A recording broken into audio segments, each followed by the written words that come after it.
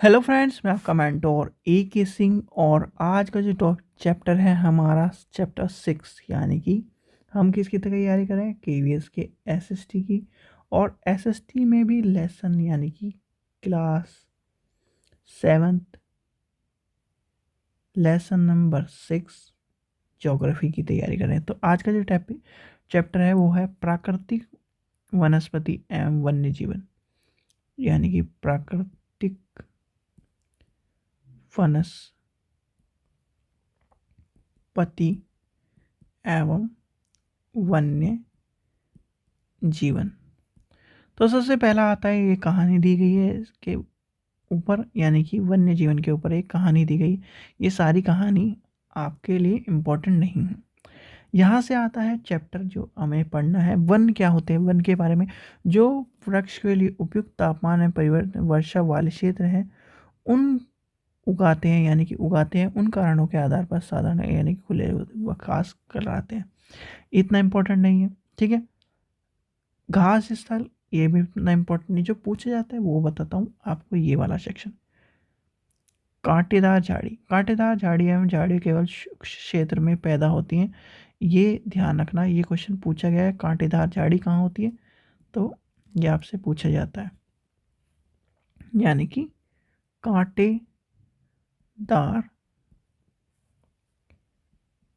झाड़ियाँ कहाँ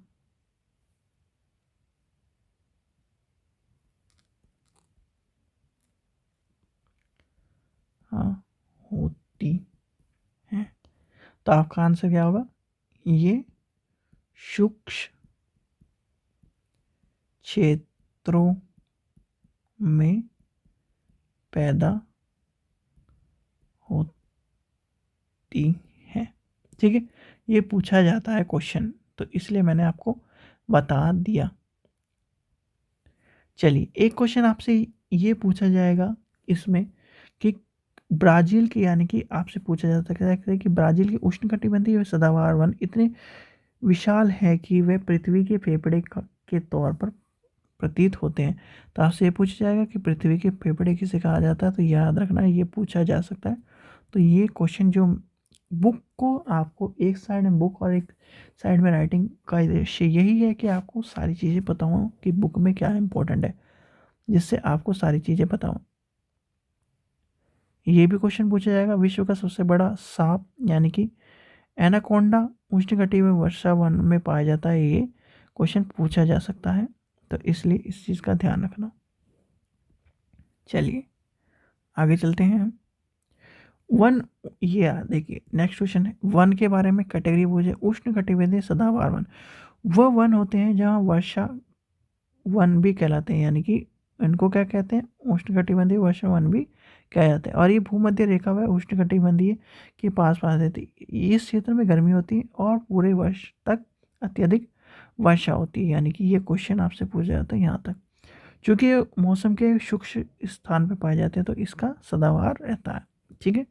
तो ये आपको पता होना चाहिए। फिर आता है उष्णकटिबंधीय पर्यायपाती वन, पर्णपाती वन कहते हैं इसे। पर्णपाती या पर्यायपाती दो अलग अलग, इसमें बहुत से इसे जो ज्योग्राफी वाले पर्णपाती भी कहते हैं, पर्णपाती भी कहते हैं, वो उनकी अलग लैंग्वेज है। जब ज्योग्राफी हम पढ़ते हैं तो अलग से एक फ़नी वे में कह देते हैं।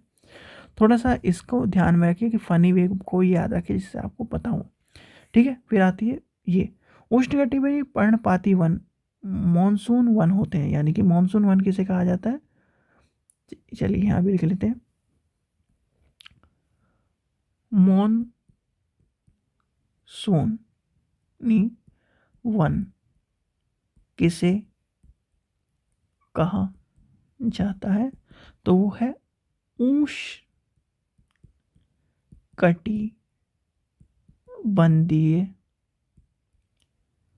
पर्णपाती वन, ठीक है। याद रखना, उत्तरी ऑस्ट्रेलिया एवं मध्य अमेरिका में बड़े हिस्से में पाए जाते हैं, यानी कि कहाँ पाए जाते हैं, क्योंकि इंडिया से, तो इंडिया से ज़्यादा पूछे जाते हैं। फिर आता है इसमें क्या है, नीम और शीशम की लकड़ी जो है, साल, देखिए साल वृक्ष, संगन वर्ष, नीम, शीशम, ये आपसे पूछे जाते हैं। और इसका काम क्या है? फर्नीचर, यातायात, इसकी चीज़ का निर्माण करना। और इसमें जो इन प्रदेशों में आमतौर पर क्या होते हैं जानवर, कौन से? बाघ, शेर, हाथी, गोरिल्ला, यानी कि ये सब चीज़ें आ जाएंगी। फिर आता है लास्ट आपका शीतोष्ण सदाबहार वन। शीतोष्णीय सदाबहार वन कौन से होते हैं? ये मध्य अक्षांशीय के तटीय क्षेत्र में यानी कि प्रदेश में पाए जाते हैं। फिर आता है दक्षिणी पूर्व अमेरिका, चीन, ब्राज़ील में पाए जाते हैं, और ये ब्राज़ील के ये सब चीज़ें आ जाएंगी। फिर आता है शीतोष्णीय पर्णपाती वन। अब इसका कहाँ ये है? उच्च अक्षांशों की ओर बढ़ने और अधिकांश पर्णपाती वन मिलते हैं। फिर आता है उत्तरी पूर्व अमेरिका, चीन, न्यूजीलैंड, चिली, यहाँ पर पाया जाता है। यानी कि ये आपसे बस पूछा क्या जाएगा इसमें, कहाँ पाए जाते हैं। 4 दे देगा, उनमें से एक ये पूछेगा, या फिर कहाँ पूछेगा, 4 में से एक दे देगा कि कहाँ पर पाए जाते हैं। इसलिए मैं आपको सिर्फ ज़्यादा चीज़ें नहीं बता रहा हूँ कि इसमें क्या क्या इंपॉर्टेंट है। फिर आएगा भूमध्य सागरीय वन। ये कहाँ है? भूमध्य सागर में होते हैं। तो इसलिए इनसे यही क्वेश्चन पूछा जाएगा कि भूमध्य सागर में कौन कौन से वन है। दक्षिणी अमेरिका, दक्षिणी पश्चिम अमेरिका, ये सब चीज़ें पूछी जाएंगी। फिर आता है शंकुधारी वन। शंकुधारी वन के ऊपर क्वेश्चन आपसे 1-2 बार पूछा गया, सीटेट में पूछा गया, तो इसलिए याद रखना शंकुधारी वन। चलिए, शंकुधारी वन क्या है? उत्तरी गोलार्ध में अक्षांश 50 डिग्री से इतने तक शंकुधारी वन पाए जाते हैं, और इन्हें टैंगो भी कहा जाता है। तो शंकुधारी वन को क्या कहा जाता है? टैंगो, याद रखना ये कहा जाता है। तो इसमें सिर्फ एक ही क्वेश्चन आपको मिल सकता है। चलिए, सामान्य अखबार कागज बनाने में काम आता है ये सब चीज़ें ध्यान रखना। चलिए, घास स्थल, ये सब चीज़ें हमने ऊपर पढ़ी। उष्णकटिबंधीय घास स्थल, फिर शीतोष्ण घास स्थल, कांटेदार, झाड़ीदार, ये सब चीज़ें आएंगी। ठीक है, चलिए आगे चलते हैं। इसमें और कुछ इंपॉर्टेंट है तो वो भी देखते हैं। यानी कि इसमें कुछ भी इंपॉर्टेंट जो था वो हमने पढ़ लिया। विभिन्न प्रदेशों में घास स्थल के विभिन्न नामों के हिसाब से माना जाता है, तो ये आप याद कर लेना। ठीक है, जो इम्पोर्टेंट था, सिर्फ क्योंकि टाइम कम है और आपको सारी चीज़ें बतानी है। अगर आप लंबी वीडियो चाहते हैं तो वो भी बनाई जा सकती है, क्योंकि लंबी वीडियो बनाकर कोई फ़ायदा नहीं है। सिर्फ इम्पोर्टेंट चीज़ें, भाई समरी है किताब के। अब बच्चे तो हो नहीं, आप क्लास 7th में तो हो नहीं कि आपको पूरी किताब बताई जाएगी। हमें तो समरी पढ़नी है, और summary exam point of view जैसे ये है। सिर्फ आपको इसके बारे में क्या पढ़ना है, कहाँ होते हैं और क्या है। कहाँ होते हैं, बस कहाँ होते हैं ये पढ़ो। इसमें भी क्या है, कहाँ होते हैं। ऐसे आपको सारी किताब को रट लेना है। नहीं आता तो मैं जब करा रहा हूँ तो उसको थोड़े से ध्यान से देख लीजिए कि ये किताब, और अपनी एनसीईआरटी डाउनलोड कर लीजिए।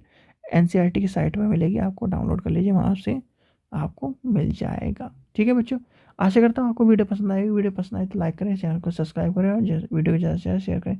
अब देखिए 8 मिनट में चैप्टर खत्म हो गया, और आपको पता भी चल गया कि कहाँ से क्या क्या चीज़ें इंपॉर्टेंट है बस। ठीक है, ये चीज़ इसलिए कराई जा रही है क्योंकि टाइम आपको कम है। और टाइम कम के साथ ये नहीं कि टाइम आपको घास काटने वाली बात है कि आपको बस वीडियो बनाई जा रही है और कुछ नहीं, आपको इम्पोर्टेंट बताया जा रहा है। और बताया इसलिए जा रहा है क्योंकि इसके बाद आपको क्वेश्चन मिलेंगे एनसीईआरटी बेस्ड, और क्वेश्चन जब मिलेंगे तब आपको पता चलेगा कि कहाँ पर चीज़ आपने या कहाँ पर अपना टाइम को स्पेंड किया है। ठीक है बच्चों, चलिए, थैंक यू।